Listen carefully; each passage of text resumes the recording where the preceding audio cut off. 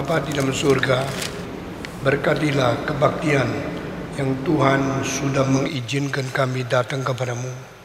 Berilah hati yang lembut dan yang rendah untuk mau mendengar firman dan menerima pengajaran dan semua wahyu yang Tuhan berikan kepada kami.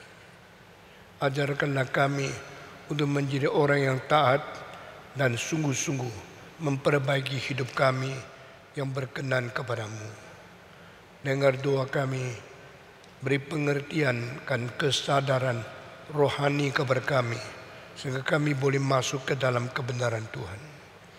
Demi nama Yesus Kristus, penebus dan juru selamat kami berdoa. Amin. Mari kita membaca kitab suci daripada Kejadian pasal keempat. Kemudian manusia itu bersetubuh dengan Hawa, istrinya, dan mengandunglah perempuan itu, lalu melahirkan Kain. Maka kata perempuan itu, "Aku telah mendapat seorang anak laki-laki dengan pertolongan Tuhan." Selanjutnya dilahirkannya Habel, adik Kain, dan Habel menjadi gembala kambing domba. Kain menjadi petani. Setelah beberapa waktu lamanya, maka Kain mempersembahkan sebagian dari hasil tanah itu kepada Tuhan sebagai korban persembahan. Habel juga mempersembahkan korban persembahan daripada anak sulung kambing dombanya, yakni lemak-lemaknya. Maka Tuhan mengindahkan Habel dan korban persembahannya itu, tetapi Kain dan korban persembahannya tidak diindahkannya. Lalu hati Kain menjadi sangat panas dan mukanya muram. Firman Tuhan kepada Kain, "Mengapa hatimu panas dan mukamu suram? Apakah mukamu tidak ada berseri jika engkau berbuat baik? Tetapi jika engkau tidak berbuat baik, dosa sudah mengintip di depan pintu. Ia sangat menggoda engkau, tetapi engkau harus berkuasa atasnya." Kata Kain kepada Habel, adiknya, "Marilah kita pergi ke padang." Ketika mereka ada di padang, tiba-tiba Kain memukul Habel, adiknya itu, lalu membunuh dia. Firman Tuhan kepada Kain, "Di mana Habel, adikmu itu?" Jawabnya, "Aku tidak tahu. Apakah aku penjaga adik?" Firman-Nya, "Apakah yang telah kau buat itu? Darah adikmu itu berteriak kepada aku dari tanah. Maka sekarang terkutuklah engkau, terbuanglah jauh dari taman yang menganggakan mulutnya untuk menerima darah adikmu itu dari tanganmu. Apakah engkau mengusahakan tanah itu, maka tanah itu tidak akan memberikan hasil sepenuhnya lagi kepadamu. Engkau menjadi seorang pelarian dan engkau mengembara di bumi." Kata Kain kepada Tuhan, "Hukumanku itu lebih besar daripada yang dapat ku tanggung. Engkau menghalau aku sekarang dari tanah ini, dan aku akan bersembunyi dari hadapanmu. Seorang pelarian dan penggembala di bumi, maka barang siapa yang akan bertemu dengan aku, tentulah akan membunuh aku. Firman Tuhan kepadanya, sekali-kali tidak, barang siapapun yang membunuh engkau akan dibalaskan kepadanya 7 kali lipat. Kemudian Tuhan menaruh tanda pada Kain supaya jangan ia dibunuh oleh barang siapapun yang bertemu dengan dia.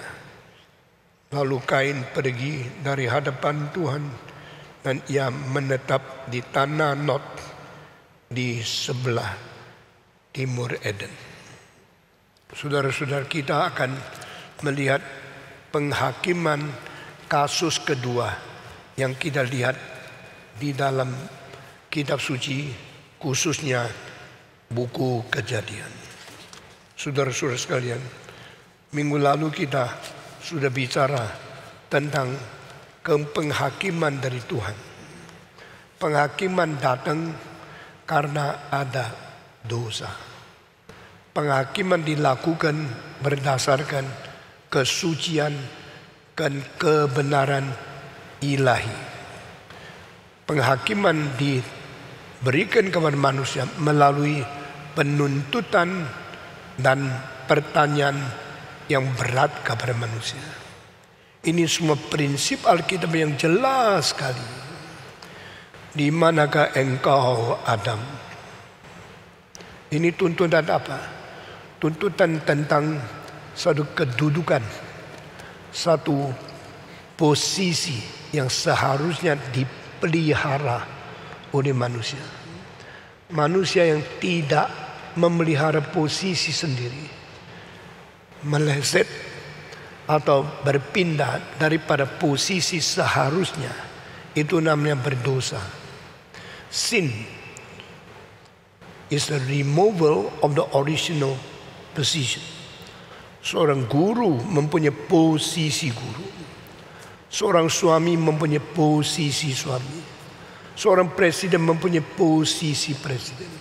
Kalau presiden itu geser dari posisinya dan lupa dia presiden, dia akan melakukan apapun yang tidak senonoh, yang tidak sesuai dengan posisi dan sesuatu identitas presiden.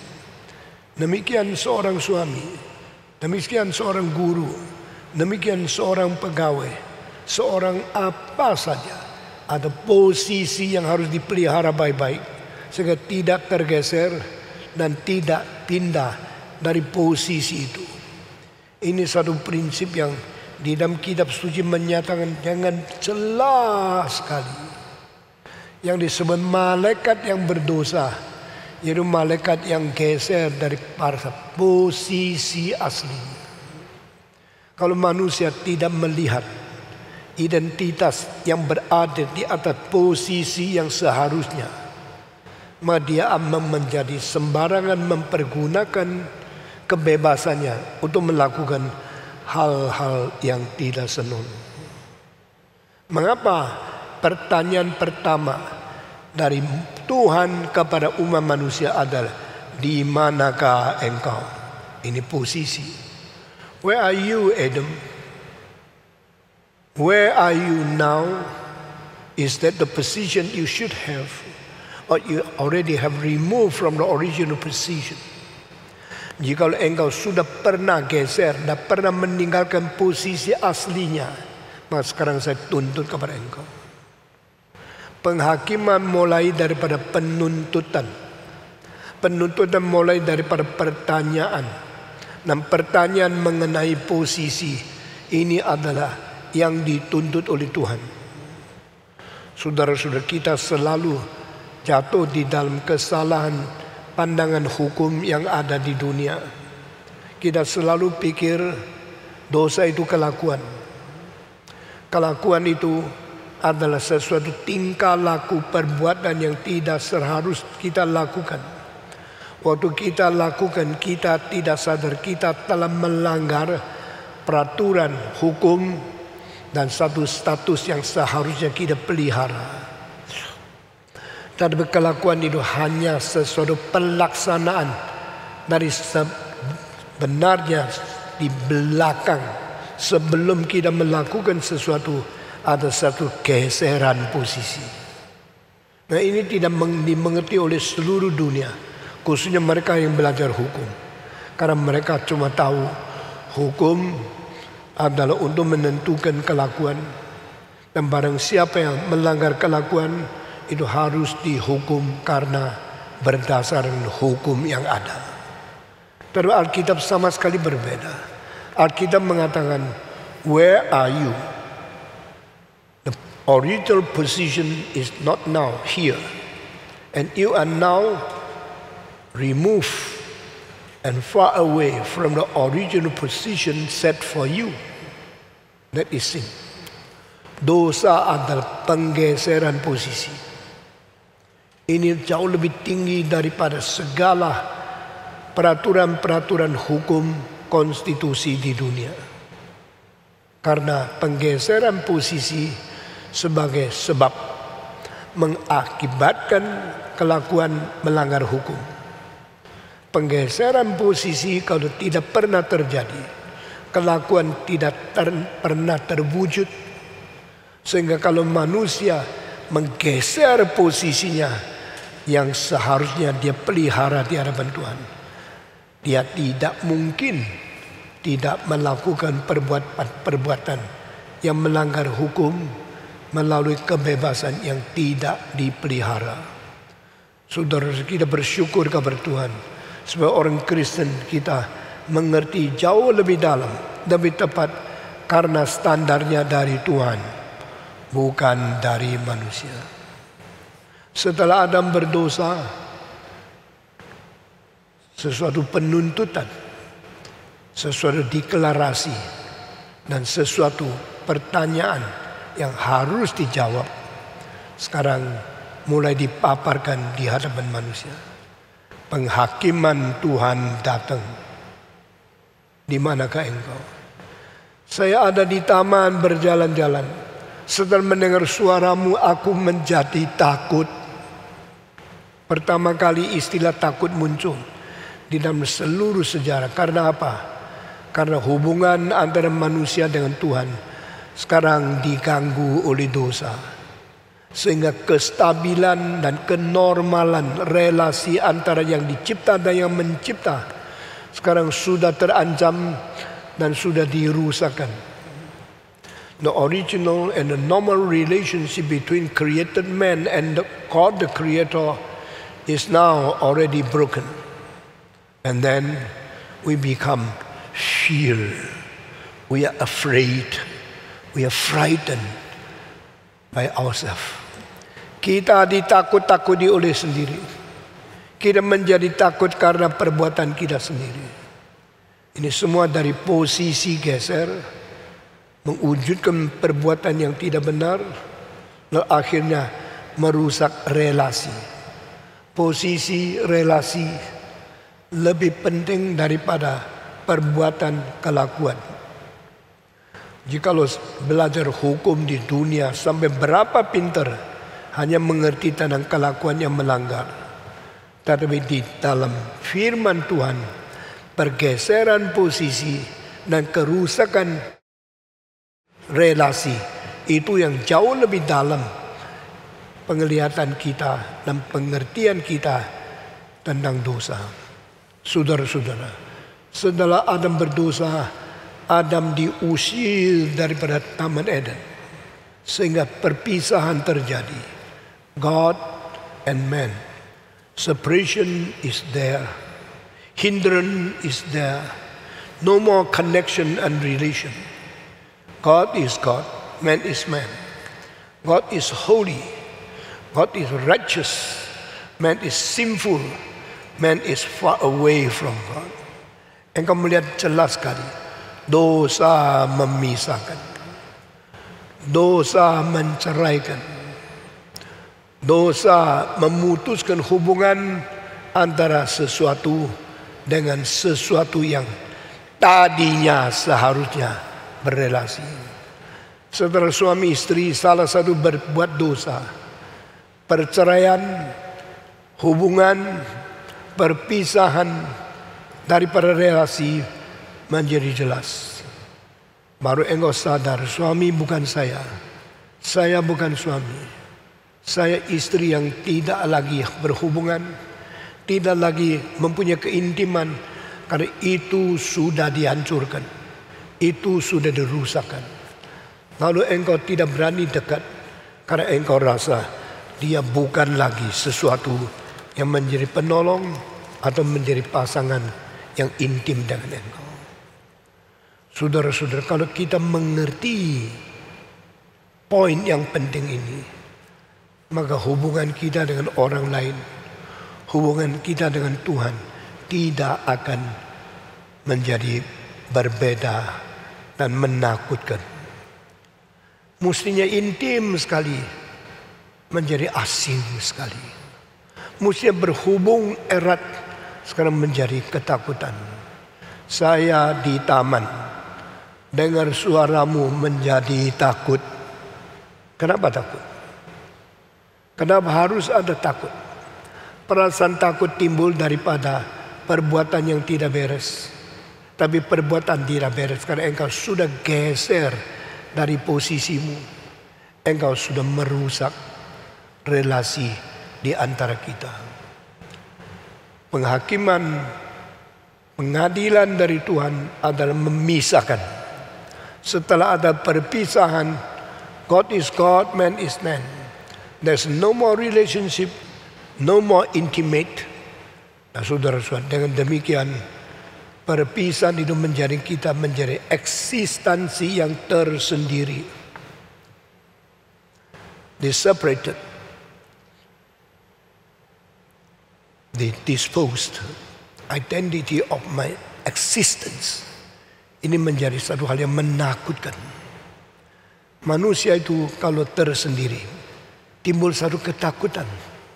Saya sendiri. Mengapa ada perasaan seperti itu? Ini yang tidak gampang dimengerti oleh psikologi sekuler. Karena ini adalah realita terjadi di dalam fenomena kerohanian sebagaimana yang diciptakan oleh Tuhan. Sesudah itu engkau menyendiri, engkau tidak ada hubungan dengan Tuhan, engkau mulai takut. Kenapa saya di sini? Sekitar saya dan saya berbeda. Saya tersendiri, tidak ada kawan, tidak ada yang mengerti, tidak ada oknum yang bisa memberikan hubungan batin dengan aku untuk menanggung kesulitan-kesulitan dan perasaan takut yang timbul di dalam diri saya sendiri. Itu penghakiman. Allah di tempat yang suci, engkau berada di luar Allah di dalam tempat yang penuh dosa. Dan karena relasi tidak ada, engkau selalu gentar keberadaan sendiri. Yang tidak seharusnya ada manusia. Seperti anak kecil yang masih kecil, dia di pinggir serigala. Serigala lihat dia, begitu naif, begitu lucu, begitu bagus. Sejarah tidak mau makan dia, tidak mau melukai dia, dan dia juga tidak takut. Yang takut papa mamanya. Loh, ini anakku di pinggir ada serigala. Sini.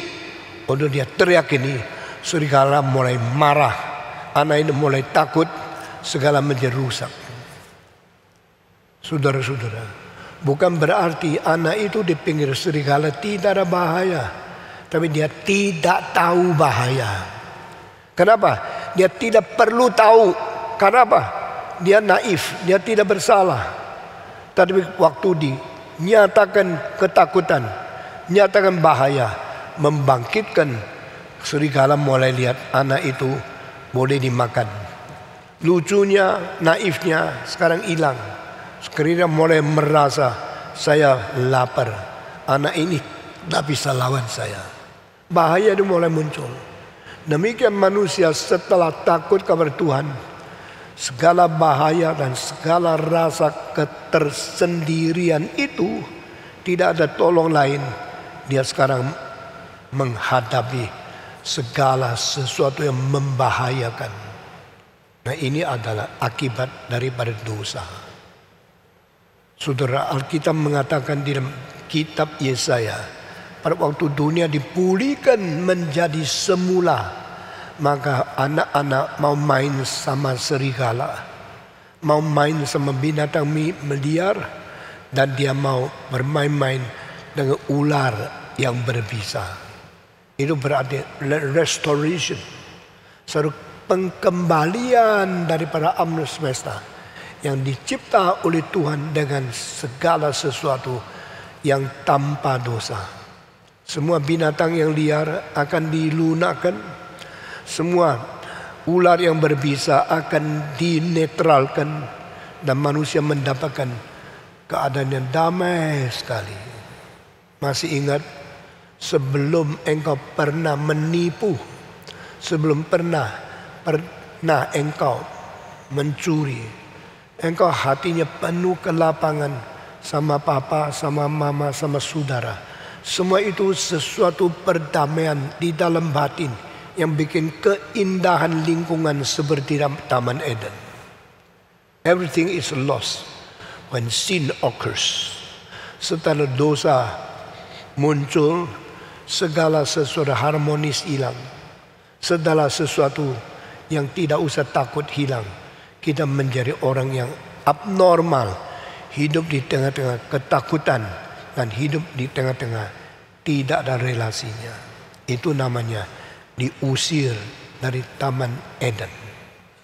Lalu malaikat yang memegang pedang api yang nyala, yang berputar-putar, berdiri di pintu Eden dan menghentikan lalu lintas yang terjadi di sana.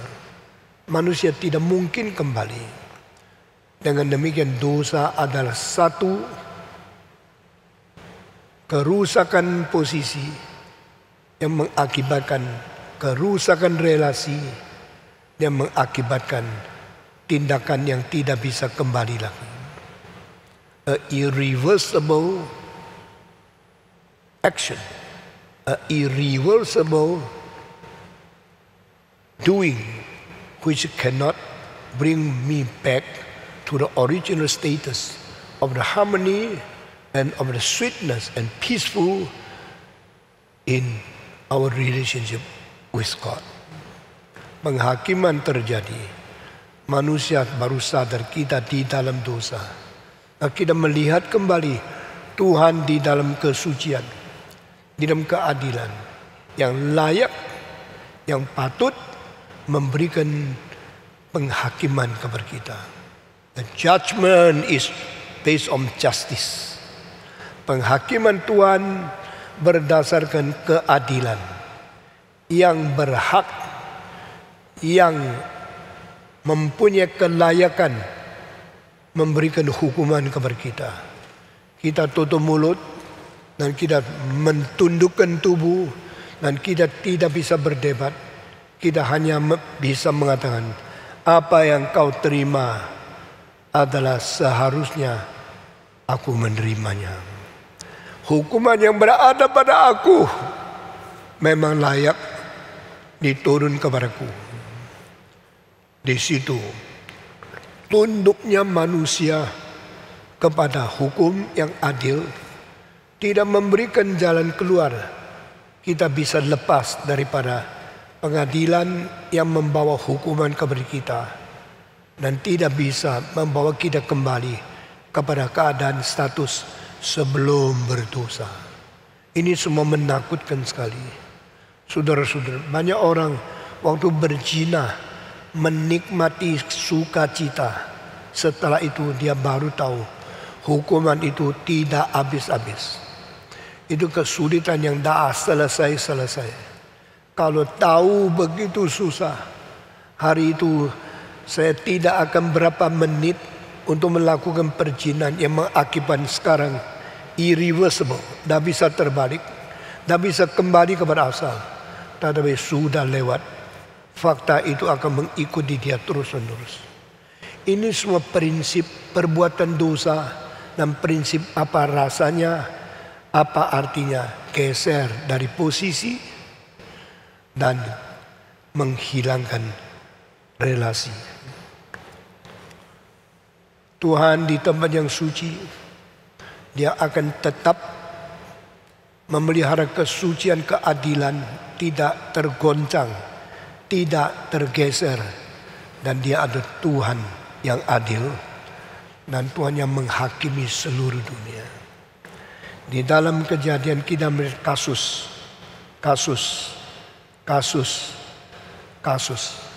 Begitu banyak kasus mengenai pengadilan yang terjadi setelah dosa diperbuat. Saudara-saudara, ayat-ayat yang kita baru baca hari ini ada kasus kedua pengadilan yang di dalam kitab Kejadian. Kain sebagai ayahnya berbuat dosa, diusir keluar. Anaknya tidak bisa menjadi baik. Tidak ada evolusi di dalam perbuatan manusia. Adalah makin lama makin berani, makin lama makin bebas untuk berbuat kejahatan dan meninggalkan kaidah dan meninggalkan hukum yang ditetapkan oleh Tuhan. Dua anak Kain dan Habel sudah lahir jadi saudara. Seharusnya saling mengasihi, seharusnya saling menolong, saling hidup dengan membantu yang lain. Tetapi kenyataan bukan demikian. Dua orang mengetahui syariat agama, dua orang mengetahui memberi persembahan melalui apa yang dimiliki oleh mereka, datang kabar Tuhan. Kain seorang petani, Abel seorang peternak.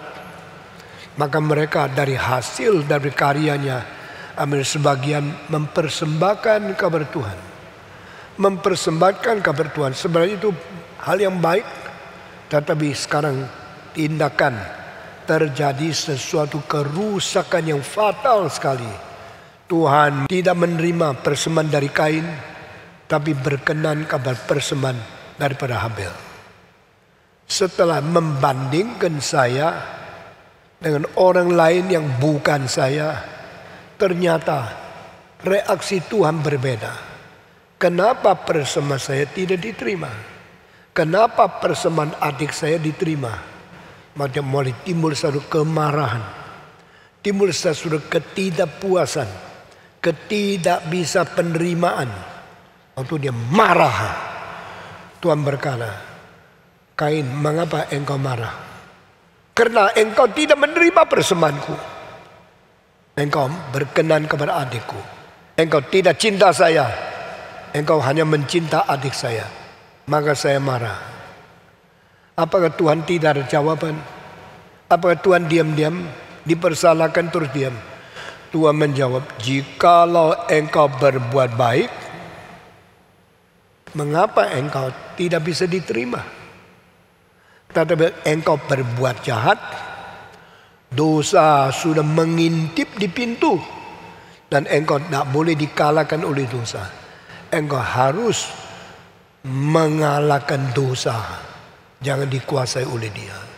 Ini semua kalimat dalamnya luar biasa. Kalau kita mau bicara seminar dengan tema dosa manusia dan penghakiman dari Tuhan, itu berjam-jam tidak selesai. Dengar kalimat di bawah ini.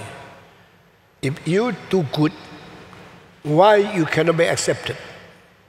If you do commit evil, and you should know, the sin is now peeping and trying to overcome you. You should overcome sin. You must not be overcome by your sin. Ini kalimat apa artinya? Engkau tidak diterima karena perbuatanmu jahat. Tahu tidak? Dosa selalu mengintip di pintumu. Dosa mengintip dari ambang pintu. Kapan boleh mencaklukkan engkau? Maka engkau sebagai manusia Tidak boleh ditaklukkan oleh dosa. Harus engkau mentaklukkan dosa. Ngerti tidak? Saya tidak tahu dosa apa yang sudah mentaklukkan Kain. Dosa apa yang telah mengalahkan dia, sehingga Tuhan sudah melihat dia sering berbuat jahat. Kalau Tuhan sudah mengatakan sangat kalimat, tidak mungkin ada kalimat yang diucapkan di Tuhan itu salah. If you do good, berarti you are not good. You didn't do good, so I don't accept you. Maka jangan kira Kain tidak diterima oleh Tuhan karena di dalam persembahannya tidak ada darah. Nah, ini adalah satu macam penjelasan kenapa Abel memberikan anak domba yang sulung, lalu disembelihnya berdarah, maka diterima oleh Tuhan. Saya percaya Tuhan terima daripada persembahan Habil karena darah ada di dalam persembahannya. Ini saya percaya. Karena apa? Darah domba melambangkan kematian Kristus. Melalui kematian Kristus kita mempersembahkan apapun kepada Tuhan, diterima. Karena yang menyenangkan Tuhan bukan saya. Menyenangkan Tuhan adalah domba yang disembelih. Hidup yang mengalirkan darah, mengganti saya yang berdosa, maka Tuhan menerima. Dengar baik-baik. Abel persembahannya diterima. Saya percaya unsurnya ada darah di dalamnya. Tetapi ini tidak berarti Tuhan mencintai darah dan Tuhan menginginkan pembunuhan di dunia. Itu bukan tafsiran yang benar. Kedua, jangan tafsirkan Abel diterima karena ada darah, Kain tidak diterima karena tidak ada darah. Maka Tuhan membenci orang yang tidak mengenal persembahan melalui pengorbanan hidup yang rela mati bagi orang berdosa. Memang Habel memberi persembahan diterima oleh Tuhan. Tetapi kalau kita mengatakan karena Kain tidak ada darah di persembahan maka tidak terima, ini sama sekali melawan Alkitab. Alkitab tidak mengatakan saya tidak terima kamu karena persembahanmu tidak ada darah. Alkitab mengatakan jikalau engkau berbuat baik, mengapa tidak diterima? Berarti kalau Kain mempunyai perbuatan baik, bisa diterima juga. Tetapi dia tidak diterima karena dia berbuat jahat. Menafsir Alkitab itu dari setiap segi harus dimengerti seluruhnya, komprehensif, sehingga tidak tafsir salah. Tafsir salah mengakibatkan doktrin yang salah, iman yang salah, lalu seumur hidup berada di dalam kesalahan dan tidak diperkenan oleh Tuhan. Lalu Alkitab tidak catat. Alkitab tidak beritahu kita dosa apa yang diperbuat oleh Kain. Tetapi setelah Kain dengar kalimat itu, dia bukan saja tidak mau taat, dia langsung marahnya ditimbulkan melalui undang adiknya ke ladang. Ke situ bukan bicara rahasia. Di situ untuk membunuh adiknya yang tidak diketahui oleh orang lain. Siapa orang lain? Dunia itu masih ada orang lain? Bukankah cuma 4 orang? Adam, Hawa, Kain, Abel. Benar. Cuma 4 orang. Tapi dia tidak mau kasih tahu papa mamanya kalau dia mulai benci sama adiknya. Pembunuhan dimulai dari kebencian. Kebencian sebagai satu penggeseran posisi, sebagai usaha merusak relasi. Pembunuhan sebagai satu tindakan ekstensi daripada kebencian yang sebagai penggeseran posisi. If you hate, you will produce the action of killing. To murder is the realization of your hatred. kebencian di dalam benih hatinya yang sudah merusak posisi, sekarang ingin menghancurkan relasi dari sesuatu cause, sesuatu benih kebencian, timbul sesuatu ekstensi daripada kebencian menjadi sesuatu kelakuan aksi. From the seed of hatred produced extension to be the action. Maka dia membunuh. Dia pukul adiknya dan akhirnya adiknya dibunuh. Kenapa adik dibunuh? Karena adik lebih diterima oleh Tuhan. Kenapa adik dibunuh? Karena dia tidak bisa rela menerima apa yang terjadi di dalam bandingan dia dan adiknya. Kenapa dia membunuh adiknya? Adiknya lebih kecil, lebih lemah, gampang dibunuh dan gampang dibully dan gampang dikerjain oleh orang lebih kuat. Sekarang di dunia politik sama, masyarakat sama, hubungan manusia-manusia sama, di dalam perdagangan sama. Yang kuat mencelakakan yang lemah, yang kaya menghina yang miskin, yang gagah perkasa membunuh yang lemah dan yang kurang sehat. Ini semua terjadi seperti prinsip yang dikatakan oleh Alkitab. Lalu sesudah dia bunuh, dia kira selesai. Di dalam dunia ada dua macam orang paling bodoh. Semacam adalah banyak kesulitan, tidak ada jalan keluar, akhirnya membunuh diri. Kedua, setelah ada kesulitan hubungan, akhirnya menyelesaikan membunuh orang lain. To kill yourself and to kill others are both done by very stupid men. Mengapa membunuh diri bodoh? Mengapa membunuh orang lain itu bodoh? Kenapa kedua macam ini orang paling bodoh di dalam dunia? Karena mereka kira my action no result, no judgment. No one can care and can control over me.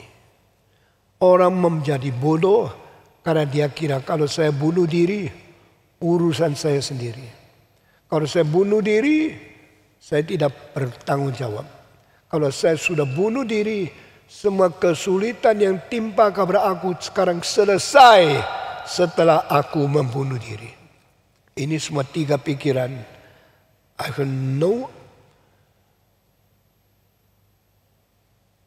have no relationship, I have no duty, obligation, because I myself kill myself. Aku tidak perlu bertanggung jawab. Aku tidak ada hubungan sama orang lain. Karena aku bunuh aku sendiri. Tidak ada urusan sama orang lain. Tidak bisa. Kedua, aku membunuh diri. Ini kebebasanku, ini kemauanku. Tidak ada orang sanggup atau tidak ada orang boleh menghakimi saya. Ini salah. Aku membunuh diri, setelah itu selesai. Maka semua kesulitan ikut selesai dengan kematian aku. Maka saya lepas dari kesengsaraan. Ini tiga pikiran semua salah. You yourself is not belong to you yourself.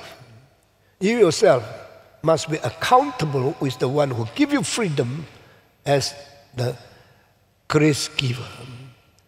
Yang membunuh diri, jangan kira setelah engkau bunuh, dirimu itu tidak ada, sulit itu akan selesai dengan kamu. Yang bunuh diri, jangan kira itu kebebasan yang diberikan engkau yang tidak perlu bertanggung jawab kepada yang memberi kebebasan. Tuhan memberikan anugerah. Semua baik, semua yang diberikan Tuhan berasal dari Tuhan yang maha suci, yang maha baik, yang memberikan kebajikan kepada manusia. Tidak ada sesuatu yang dikaruniakan kepada kita yang bukan bersifat baik adanya. Not even one gift given by God to us is not by nature good. Semua pemberian Tuhan itu baik adanya. Tetapi semua pemberian adalah anugerah yang sekaligus bersangkut paut dengan tanggung kewajiban. If you are given freedom, you should be accountable to the freedom giver, God. You are given health, you should accountable with your health to do something according to the will of God. You are given your smartness, engkau kalau diberikan kesehatan, berbuatlah kebajikan sesuai dengan kesehatan sebagai anugerah yang dikaruniakan untuk menuntut kewajibanmu. Jikalau engkau adalah orang yang bijak, orang pintar, harus engkau melakukan segala kelakuan berdasarkan pintaran yang diberikan oleh Tuhan untuk bertanggung jawab kepada Tuhan yang memberi kepintaran. Ini sama. The balance between the grace and the obligation.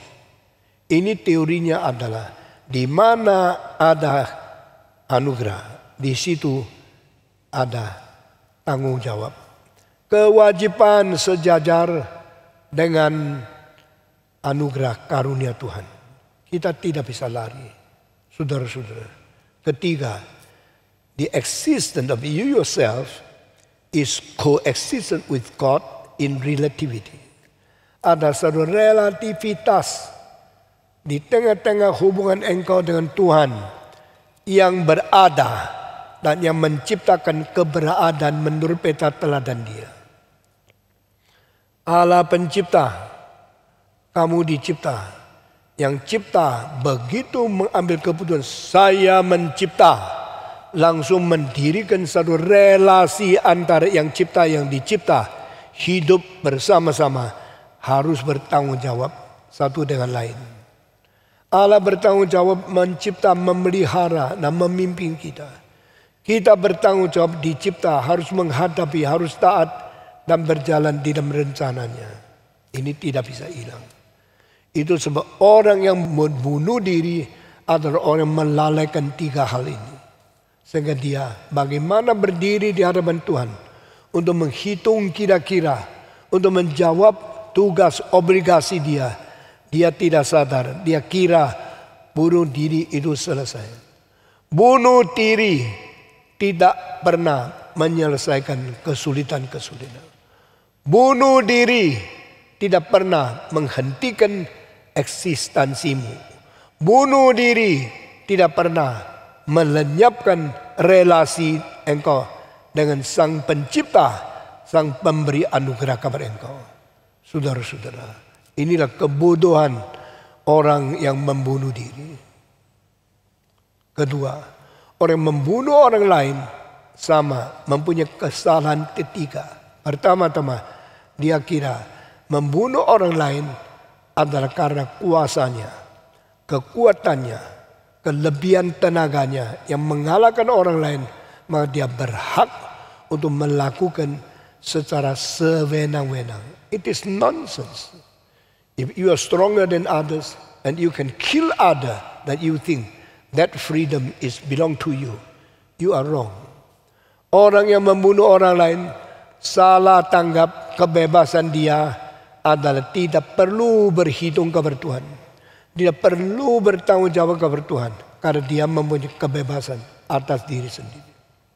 Kedua, orang yang membunuh orang lain, dia kira mati hidupnya orang lain tidak usah dikobris.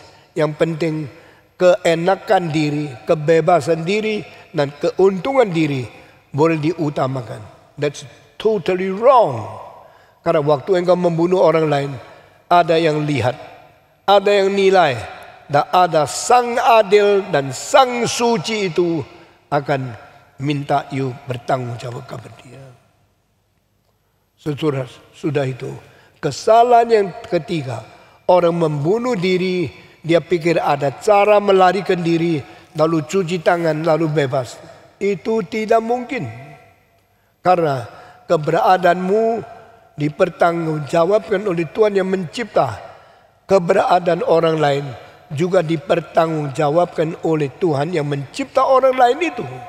Sehingga Tuhan menghadapi engkau, menghadapi orang lain, mempunyai kebenaran dan mempunyai cara Tuhan yang melampaui akan manusia sendiri. Saudara-saudara, di dalam ayat pasal ketiga, Adam membunuh diri dengan melakukan pelanggaran terhadap perintah Tuhan, makan buah, lalu dia kira bebas, tidak apa-apa. Dituntut oleh Tuhan, di manakah engkau?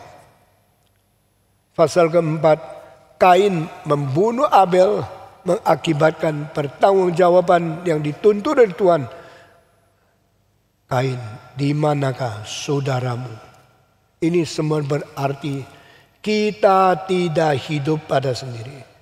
Kita bukan eksistensi absolut sehingga tidak ada hubungan sama eksistensi yang lain. Justru kita dicipta di dalam relativitas. Kita dicipta di dalam relasi. Kita menghadap Tuhan Sang Pencipta. Dan kita harus bertanggung jawab atas eksistensi kita. Atas kebebasan kita. Dan atas tindak tanduk kita. Saudara-saudara, kitab suci begitu jelas menulis. Kita jangan hanya baca melewati seperti melihat angin, melihat pandangan. Tapi telitilah setiap kalimat. Karena tidak ada satu huruf yang kelebihan di dalam kitab suci. Tidak ada satu kalimat yang ditulis secara salah di dalam firman Tuhan. Dan di situ kita dapat pelajaran lebih tinggi dari filsafat apapun. Lebih hebat dari pikiran siapapun. Lebih lengkap daripada pengertian diri terhadap diri. Karena Tuhan yang memberikan wahyu kepada kita. Saudara-saudara, di manakah saudaramu? Apakah saya harus menjaga adik saya? Dia masih bantah. Dia masih sombong. Masih mengeluarkan kalimat yang sangat tidak senonoh. Sebagai orang yang tidak bertanggung jawab. Kau kira bunuh selesai? Kau kira adik sudah mati? Engkau sudah bebas? Dengar kalimat di bawah. Darah dari adikmu mengalir ke tanah. Dari tanah ada suara datang tentang perbuatanmu. Apa kau kira saya tidak tahu? Apa kau kira engkau bisa melarikan diri? Apa kau kira kebebasanmu hanya bertanggung jawab dirimu kepada dirimu? Tidak ada hubungan dengan adik. Tidak ada hubungan dengan saya yang memberikan kebebasan. Yang menciptakan eksistensi di dalam dirimu dan di dalam diri adikmu. Ternyata Tuhan begitu hebat. Dan menuntunnya begitu menyeluruh. Kemana aku melarikan diri? Kemana aku menyembunyikan diri? Kemana aku bisa menolak, bisa menyangkal perbuatan yang sudah aku lakukan dan sekarang ternyata dituntut oleh Tuhan. Saudara-saudara, Kain sekarang terjebak di dalam kesulitan yang diciptakan oleh dia sendiri. Kain sekarang berada di dalam kurungan kebebasan yang akibatnya menghancurkan kebebasan itu sendiri. Kebebasan diserahkan kepada Tuhan akan lebih indah dan lebih bebas. Kebebasan dilakukan di dalam dosa akan mengikat dan menjual, akhirnya melenyapkan kebebasan. Sehingga kebebasan itu memberikan kematian kepada dirimu sendiri. Pergilah ke semua penjara, pergi ke tempat orang yang ditahan, tanya dia, apa yang kau lakukan? Kebebasanku. Sekarang kamu lebih bebas. Tidak, saya menyesal. Kebebasan yang kau pakai sekarang di mana? Sudah ditelan oleh kebebasan. Kebebasanku sudah dihancurkan oleh kebebasan. Dan sekarang saya tidak ada kebebasan. Saya terkurung, saya terhakim, dan saya terikat di dalam kesalahan yang sudah aku perbuat. Maka orang yang bunuh diri, bodoh. Orang yang bunuh orang lain, bodoh. Karena penggeseran posisi, melupakan kewajiban, dan merancurkan relasi antara diri dan diri, antara diri dan lain, antara diri dan Tuhan, antara lain dan Tuhan. Semua dihitung kira-kira oleh Tuhan. Semua harus dipertanggungjawabkan. Saudara, ini kasus kedua. Pengadilan Tuhan datang kepada Kain. Tadi saya telah menyelesaikan satu soal teologi yang penting sekali. Yaitu kalau Kain tidak diterima bukan karena tidak ada darah. Meskipun Habel pakai persembahannya ada darah. Itu memang seturut dengan kehendak Tuhan mengenai keselamatan. Tetapi kalau Abel diterima karena ada darah, Kain tidak diterima. Bukan karena tidak darah, karena perbuatannya. Demikian orang Kristen kalau diselamatkan karena Yesus Kristus. Kalau orang Kristen dibinasa bukan karena tidak ada Yesus Kristus, karena dirimu berbuat dosa, engkau harus dihukum. Nah, ini sesuatu pengertian yang sangat pintar, sangat hebat dan sangat penting sekali. Aku tidak diselamatkan karena ada orang kabar Injil kepada saya. Saudara tidak dibinasakan karena tidak orang kabar Injil. Saudara dibinasakan karena saudara berdosa. Dari kita yang baca di dalam kitab suci, kita mendapatkan kesimpulan. I perish. I will be deposed by God. Rejected by our God. Simply not because Christ didn't save me with his blood. But simply because I committed sin. And separate myself from my God. That is the reason I was abandoned. Saya ditolak. Saya dibuang. Saya dibinasakan. Saya dihakimi. Saya diadil dosa saya. Bukan karena Yesus tidak tolong saya. Karena saya berbuat dosa yang menuju kepada kematian.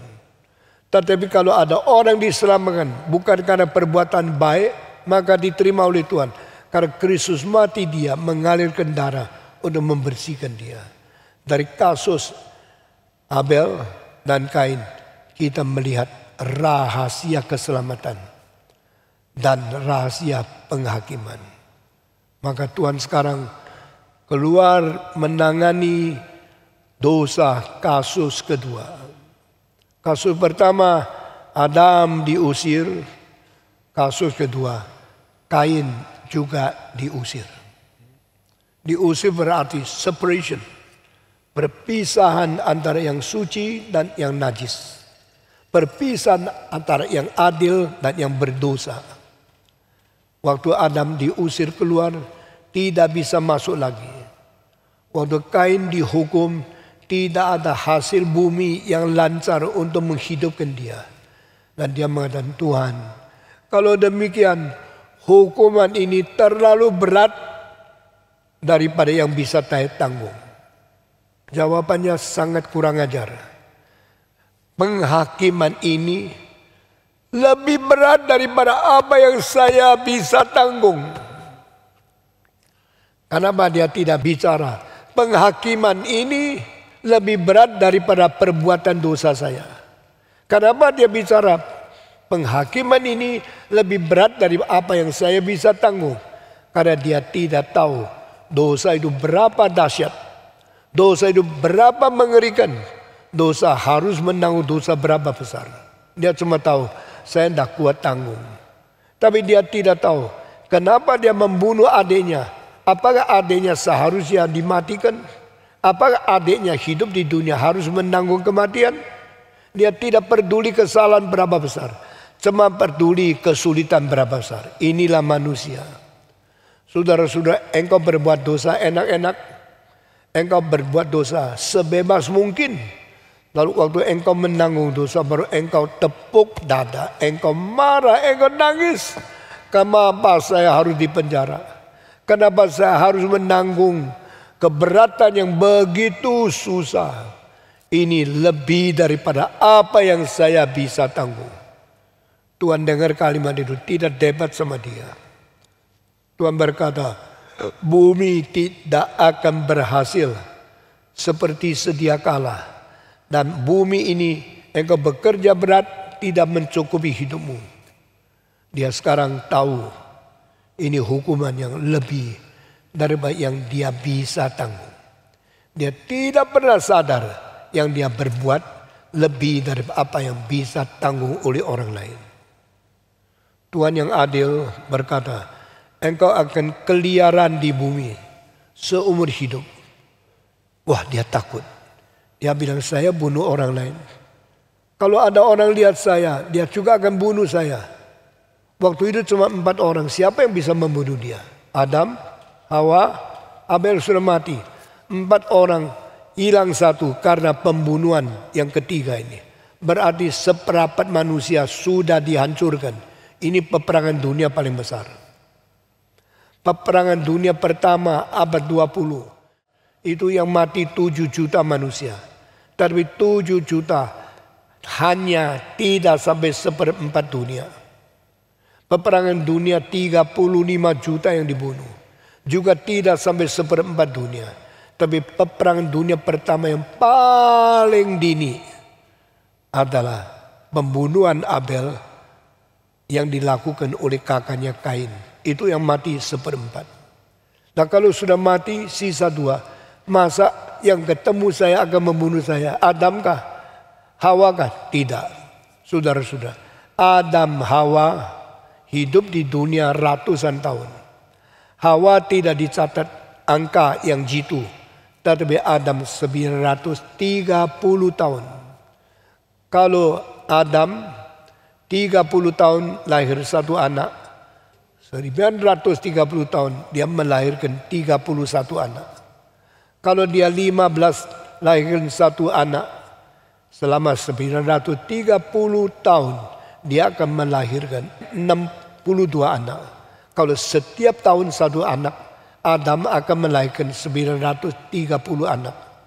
Sehingga dia keliaran di dunia berapa tahun kemudian akan ada anak Adam ketiga, keempat, kelima, keenam, ketujuh lahir. 20 tahun kemudian mereka sudah dewasa. 30 tahun mereka tahu dulu pernah ada kakak kita namanya Abel yang dibunuh oleh seorang kakak namanya Kain. Dan ini Kain masih hidup. Mereka akan membalas dendam membunuh Kain. Maka dia ketakutan. Orang yang sudah berbuat salah ketakutan semua kemungkinan yang bisa terjadi pada dia. Maka dia sudah membayangkan, saya sendiri pernah melihat mama melahirkan adik. Sekarang kalau ada adik-adik lahir, mereka sudah besar, mereka dengar mama cerita, aku membunuh Habel. Maka mereka akan semua kumpul untuk membunuh saya. Orang yang berbuat dosa selalu mempunyai ketakutan apa akan mungkin terjadi. Sehingga mereka mempunyai bayang-bayang yang menghantui mereka. Oh God, somebody will kill me if they know what I've done. Tuhan tidak peduli. Kasih cap sehingga orang tahu dia supaya dia tidak boleh dibunuh. Dan Tuhan berkata kepada Kain, yang bunuh engkau akan mendapatkan balasan 7 kali. Saudara-saudara, maka berhentilah pengadilan, lalu dia diusir keluar. Sekarang saya menunjukkan satu lukisan aslinya ada di Perancis. Orang tua di depan ini Kain. Dia sedang diusir, lalu merantau, lalu berkeliaran di seluruh muka bumi. Belakangnya ada kereta bukan? Bukan. Banyak orang naik di atas tempat, tetapi tak ada roda. Karena waktu itu belum ditemukan roda. Jadi seluruh dunia sejarah sampai hari itu belum ada roda. Lalu semua orang yang capek mau dibawa pakai roda, pakai tangan yang kuat untuk angkat kayu. Keliaran kayak gini susah luar biasa. Pertama kali saya melihat lukisan itu di Perancis, kota Paris, Museum d'Orsay. Saya kaget sekali. Saya berdiri di bawah lukisan yang besar sekali. Mungkin lebarnya 4 meter. Tingginya kira-kira 2,5 meter. Saya berdiri di depan lukisan ini lama sekali. Saya bukan orang yang sembarangan. Saya orang kalau mendengar musik mencari nilai mutunya di mana. Kalau saya melihat lukisan, saya mau tahu rahasia kebenarannya tersimpan di mana. Orang tua ini tidak ada daya, tidak bisa melarikan diri, dan hanya bisa tanggung kutukan yang sudah dijatuhkan kepada dia. Meskipun anak-anak menurut dia, tapi dia tidak bisa menolong mereka.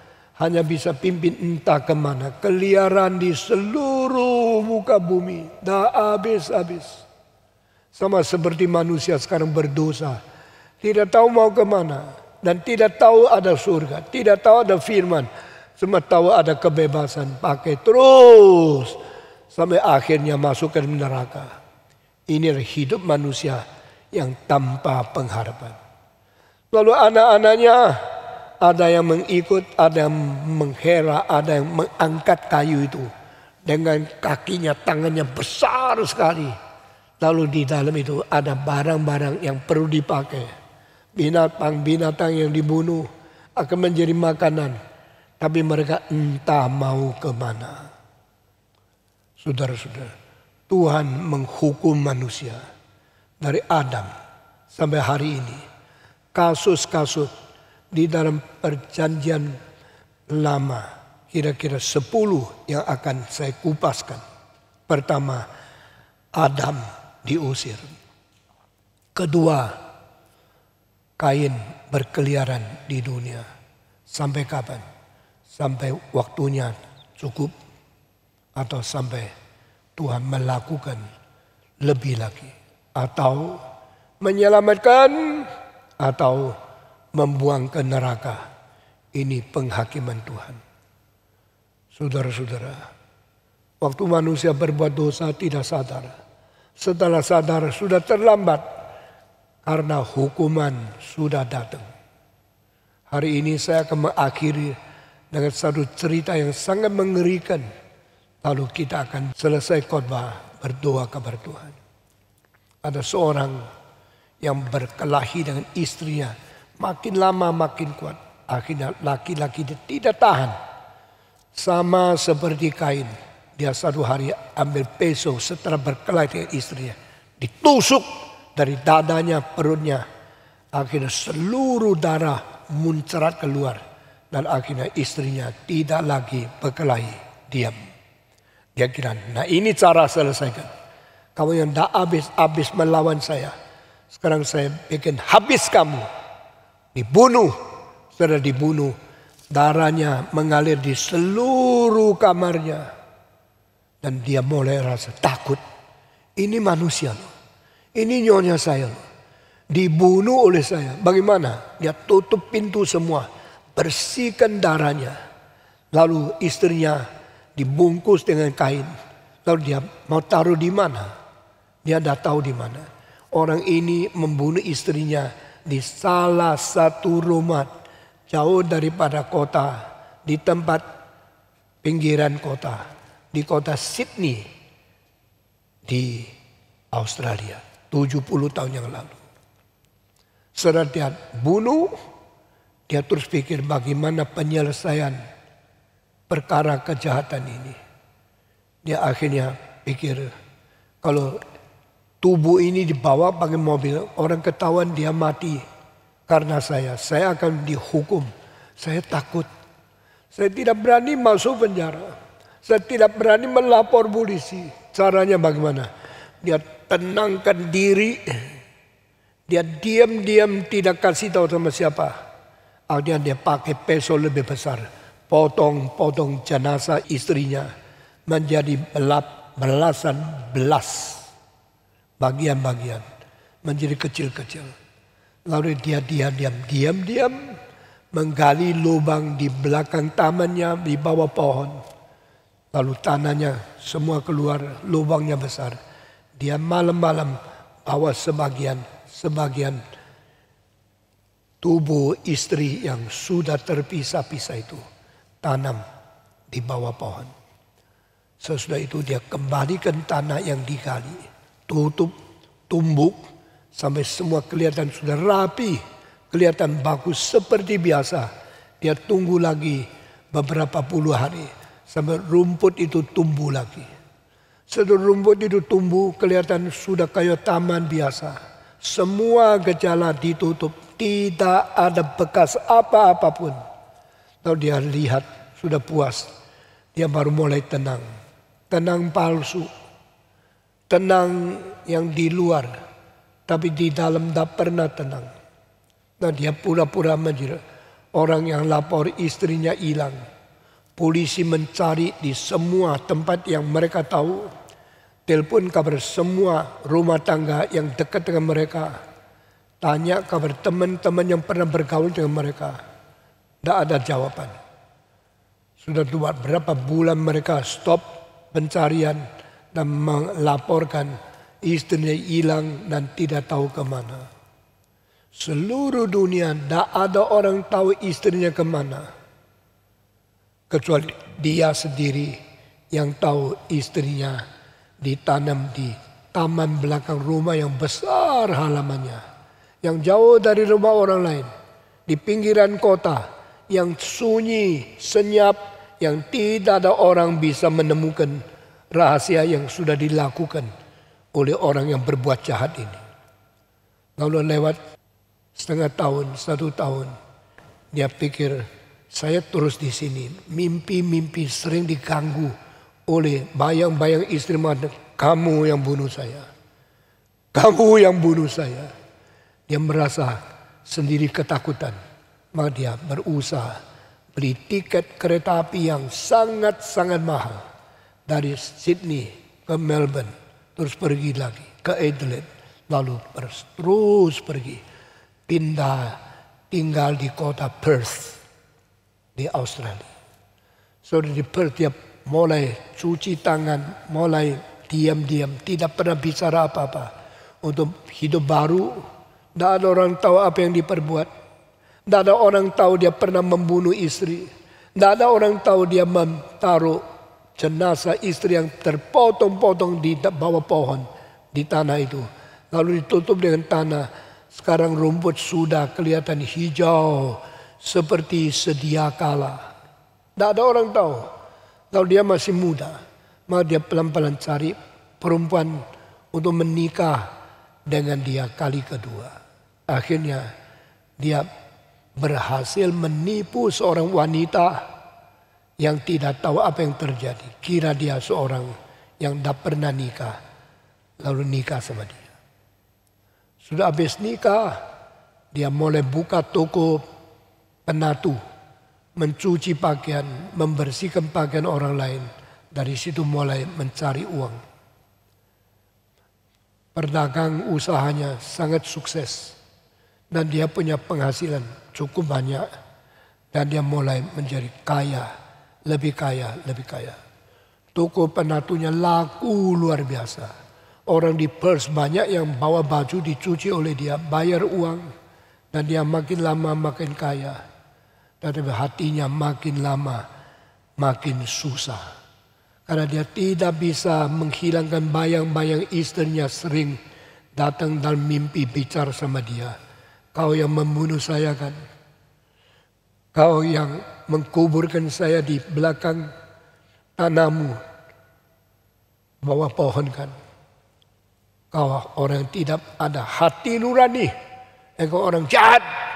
Dia kadang-kadang malam-malam bangun, teriak. Istri bilang, kenapa mimpi lagi? Ya tidur-tidur. Istri tidak pernah tahu apapun yang terjadi. Sama sekali tidak pernah tahu rahasia sedikit. Tapi saudara-saudara, dia berbulan-bulan mimpi. Bertahun-tahun tidur sama istri yang baru. Lalu melahirkan anak. Dia lihat anaknya lucu sekali. Anaknya sangat elok, sangat menyenangkan. Tapi tetap tidak bisa membereskan mimpi yang dia terima dari istri yang sudah mati itu. Saban hari hidup di dalam sengsara. Karena ada penghakiman dari diri sendiri kepada diri sendiri. Yang sekarang hidup menyimpan rahasia. Tetapi tidak bisa menipu sendiri. Satu hari waktu dia tidur sampai malam jam 3. Melihat istrinya sedang ngorok dengan nyenyak. Dia membuka selimutnya. Dia pelan-pelan keluar. Pelan-pelan keluar pintu. Kunci. Lalu kabur. Waktu pagi-pagi istri bangun. Loh, suami di pinggir saya kok hilang? Dia cari di dapur tidak ada. Cari di WC tidak ada. Cari di depan tidak ada. Di halaman belakang tidak ada. Lalu dia mulai telepon. Adakah pergi ke teman? Adakah pergi mencari akan kawannya? Tak ada jawaban satu kali. Dia lapor polisi. Sekarang suami saya hilang. Sudah gini dari siang sampai sore sampai malam dia cari dengan telepon. Semua tidak ada. Dia tidak tahu apa terjadi. Apakah mulai hari ini saya menjadi orang yang dibuang oleh suami? Mulai hari ini saya menjadi tersendiri memelihara anak. Dan saya tidak ada hari depan lagi. Bagaimana dengan membesarkan anak? Bagaimana dengan menjalankan toko penatu ini? Bagaimana dengan hidup tersendiri? Cari makan dari mana? Hari kedua, pagi jam 9, ada telepon yang datang kepada dia. Dia senang sekali. Mungkin suami sekarang kasih kabar. Dia kata, halo? Dia kaget. Siapa engkau? Saya polisi. Ada apa cari saya? Suamimu ada di kantor saya. Ada di sini. Oh, dia masih hidup? Ada dilukai enggak? Ada dibunuh? Tidak. Kenapa dia di sini? Polisi menjawab. Dia melaporkan diri. Dia orang yang membunuh istrinya. Tidak. Dia tidak pernah membunuh istri. Saya masih baik-baik. Bukan kamu. Kamu istri kedua. Loh, dia tidak pernah nikah. Dia bohong sama kamu. Di mana istri yang dibunuh? Di Sydney. 3.500 km di timur. Dia berapa puluh tahun yang lalu membunuh istrinya, mengkuburkannya di dalam taman. Lalu dia pura-pura menjadi orang baik. Lari ke Perth dan sekarang menikah sama engkau. Lalu istrinya seluruh badan bulunya berdiri. Suami saya ternyata adalah seorang pembunuh orang. Tapi saya ditipu sampai hari ini. Syukurlah dia tidak membunuh saya. Kelihatan begitu sopan, begitu baik. Begitu mencintai saya dan anak-anak saya. Ini mungkin mimpi. Ini mungkin sesuatu pikiran dari dia yang sudah lama tidur tidak enak. Sering merasa pusing. Sering merasa tidak ada aman. Mungkin dia sakit jiwa. Lalu lapor yang tidak-tidak. Dia langsung minta taksi bawa dia ke polisi. Sesudah di situ. Melihat suaminya tunduk kepala. Nangis terus. Lalu dia peluk suaminya. Coba bicara sama saya. Penyakit apa yang timpa kepada engkau? Sehingga engkau hari ini begitu susah. Suaminya mengatakan. Saya minta maaf. Saya sudah menipu engkau belasan tahun. Dari engkau nikah sama saya. Sampai engkau mempunyai berapa anak. Semua engkau tidak tahu rahasia saya. Saya seorang pembunuh istri. No, I don't believe that. You are very good, very polite, and very merciful husband of me. No, I am a murderer. Aku seorang pembunuh. Dan istri yang pertama sudah saya matikan. Sudah saya kuburkan. Polisi pun tidak tahu apa yang dikatakan sungguh atau tidak. Mereka bilang, coba katakan kemungkinan engkau membunuh istri. Kalau tidak percaya, engkau suruh bongkar di bawah pohon. Di sebelah kiri situ ada tanah. Di bawah rumput ada lubang. Di dalam lubang ada tulang-tulang istriku yang pertama. Lalu mereka telepon ke sini. Mulai membalikkan kasus yang tidak pernah terbongkar rahasianya. Karena istrinya hilang, tidak tahu di mana. Tidak ada orang menemukan dan tidak ada kabar balik. Dan sudah lebih daripada 20 tahun. Dia sudah pindah ke Perth hampir 20 tahun. Sampai mempunyai istri baru, anak baru, toko baru, usaha baru, hidup baru. Tapi karena dikerogoti oleh mimpi dan teguran hati nurani yang tidak habis-habis. Maka sekarang mereka suruh orang gali rumah jalan ini. Pemilik rumah tidak tahu. Mereka sudah beli rumah ini hampir 20 tahun. Sekarang disuruh gali. Mereka bawa ke pohon gali. Akhirnya betul-betul menemukan tulang-tulang yang sudah dipotong-potong. Daging-daging sudah tidak ada. Dan sudah bau, sudah kering, sudah hampir 20 tahun itu. Baru mereka mengatakan, iya, yang dia katakan jujur, yang dia lapor benar, yang dia ngakui fakta. Maka mereka mulai menulis kembali. Kasus itu diselesaikan dengan pembunuhan yang mengkuburkan tulang dan daging istrinya di tempat itu. Setelah berapa puluh tahun terbongkar semua. Karena apa? Karena dia mengaku. Dia sendiri mengaku perbuatan yang jahat dari setiap detail dicatat di kantor polisi. Seorang wartawan tanya, kenapa engkau mau mengaku? Dia bilang, saya tidak bisa hidup terus. Saya tidak pernah ada satu hari tenang. Semenjak membunuh istri sampai akhirnya terbongkar semua ini. Saya dikejar-kejar oleh bayang-bayang orang mati itu. Yang pernah saya cintai. Yang pernah saya nikahi. Yang pernah saya setubuhi. Akhirnya saya bunuh. Dia menjadi hantu yang terus mengejar supaya saya tidak pernah tenang.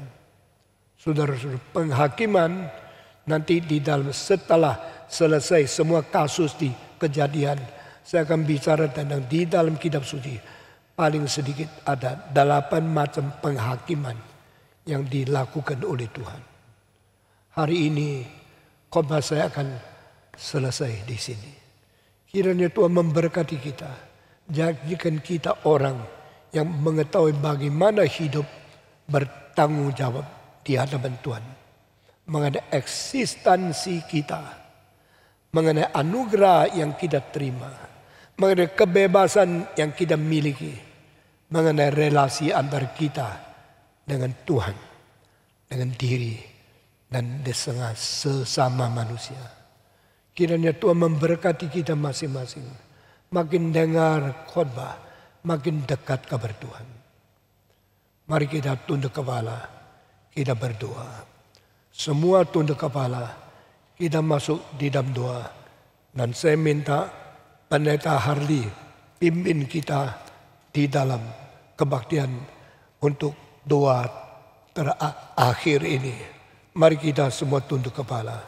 Mari kita masuk di dalam doa. Bapa di sorga, kami bersyukur berterima kasih untuk anugerah-Mu. Kami menyadari kami manusia berdosa di bawah penghakiman-Mu. Tapi kami bersyukur di dalam Kristus kami memperoleh penebusan. Terpujilah Engkau Allah kami yang hidup. Kiranya di dalam penebusan Kristus kami menyadari kami tidak menjadi orang yang mempermainkan anugerah Allah. Tapi kami menjadi orang yang gentar. Dan bagaimana kami berjalan tidak menjadi orang-orang yang hamartia. Tapi menjadi orang yang berjalan di dalam kebenaran, di dalam firman-Mu, di dalam kasih-Mu, di dalam kekudusan-Mu. Ajarlah kami hidup seturut dengan firman-Mu. Pimpinlah langkah kami untuk kemuliaan nama-Mu. Terima kasih Tuhan di dalam anugerah-Mu untuk firman yang kami dengar. Terpujilah Engkau ya Allah kami yang hidup. Dalam nama Tuhan kami Yesus Kristus kami bersyukur, kami berterima kasih. Amin. Amin.